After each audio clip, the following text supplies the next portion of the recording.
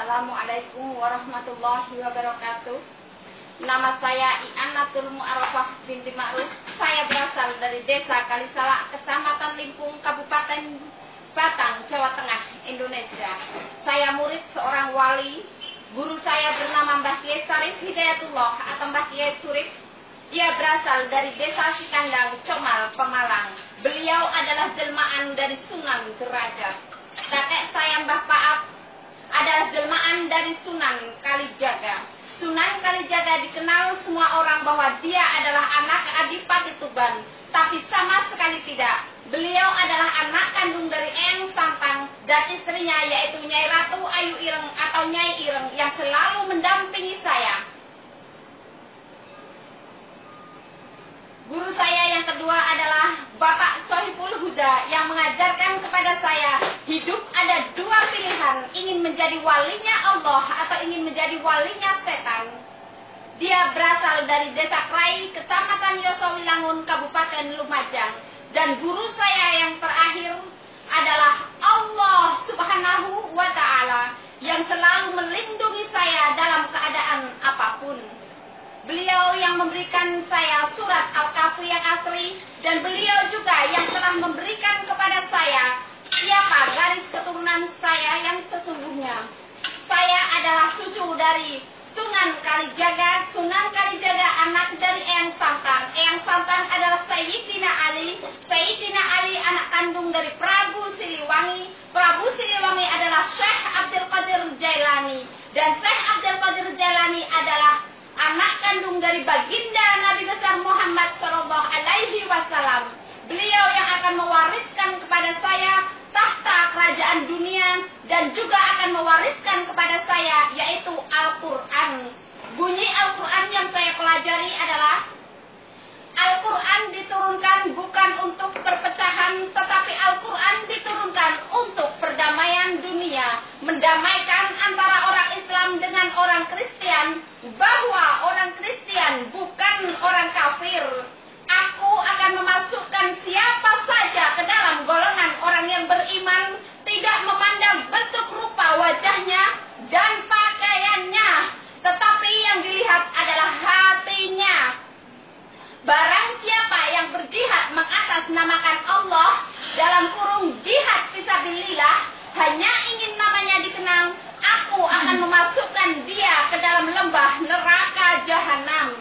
Budak sembelian itu disembunyikan di dalam rumah orang yang dianggap kafir.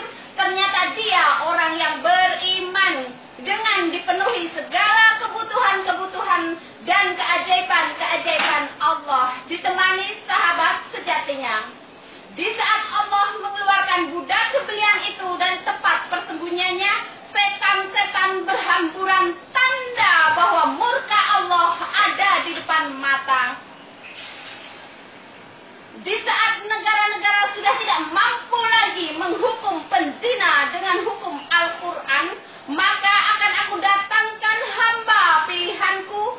Dia akan bercerita kepadamu tentang keajaiban-keajaibanku. Apabila diceritakan kepada orang yang beriman, dia akan percaya hal itu. Dan apabila diceritakan kepada orang yang munafik, dia akan berkata, itu ada pada zaman nabi-nabi saja, itu ada pada zaman dahulu kala, zaman sekarang sudah tidak ada lagi. Budak sembelian itu akan dihukum, dan yang menghukum adalah para wali dan para nabi, saudara-saudaranya, teman-temannya, sahabat karibnya, disaksikan oleh raja-raja di seluruh dunia.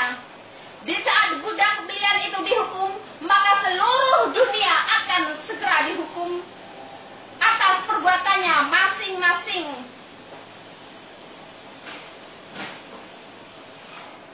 Para wali dan para nabi akan diturunkan di negara yang dianggap negaranya orang kafir, ternyata negaranya orang yang beriman. Saya akan dihukum di Masjid Darul Aman, Singapura, dan para wali, para nabi akan diturunkan di Singapura. Setelah itu, budak sembelian itu segera menikah dengan pangeran pujaan hatinya yang dia idam-idamkan sedari dulu kala.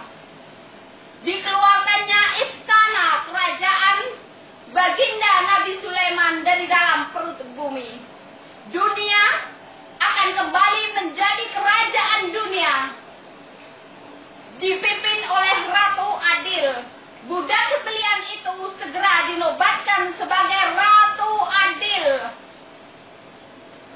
Terima kasih dari saya meminta kepada seluruh dunia untuk menayangkan apa yang saya katakan hari ini, karena dengan ayat suci saya itu, saya bisa mengeluarkan Syekh Siti Jenar, Dajjal, dan istrinya yaitu Nyi Blorong dari tempat persembunyiannya. Saya meminta agar televisi-televisi, juga masjid-masjid untuk menayangkan berita ini, bahwa Ratu Adil sudah datang, setan-setan berhamburan, tanda bahwa murka Allah ada di depan mata. Sekian dari saya. Wabillahi